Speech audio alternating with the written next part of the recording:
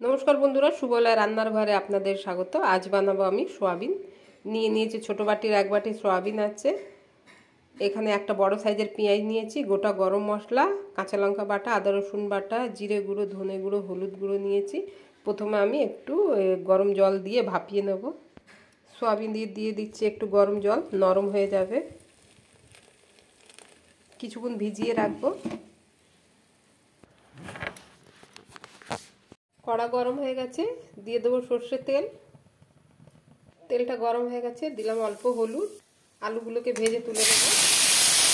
আলুটা লাল করে ভাজা হয়ে গেছে, আমি তুলে নিচ্ছি। এই তেলে আমি সয়াবিনটাকে ভেজে নেব।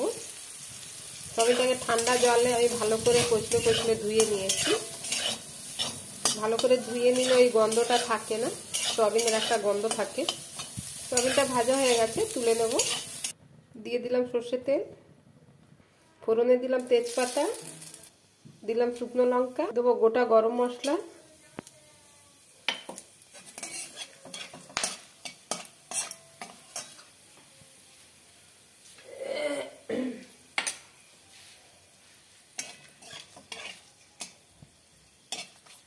দিয়ে দিলাম কেটে রাখা পেঁয়াজ। পেঁয়াজটা ভাজা হয়ে গেছে, দিয়ে দিলাম আদা রসুন বাটা। ছোটো চামচের 1 চামচ হচ্ছে আদা রসুন বাটা। দিয়ে দেবো কেটে রাখা টমেটো, দেবো স্বাদ মতো লবণ। টমেটোটা একটু গলে গেলে আমার যা মশলা দেওয়ার আছে তারপরে দেবো।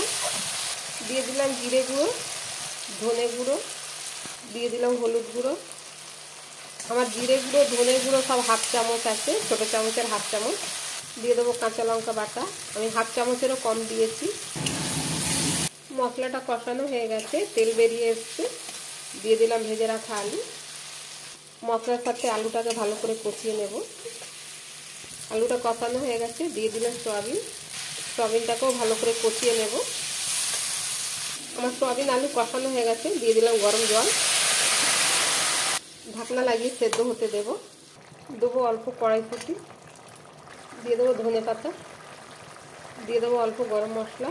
আমার সয়াবিন রান্নাটা হয়ে গেছে, আমি অন্য একটা পাত্রে ঢেলে নেব।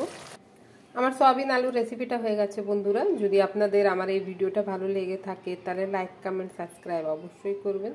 ধন্যবাদ।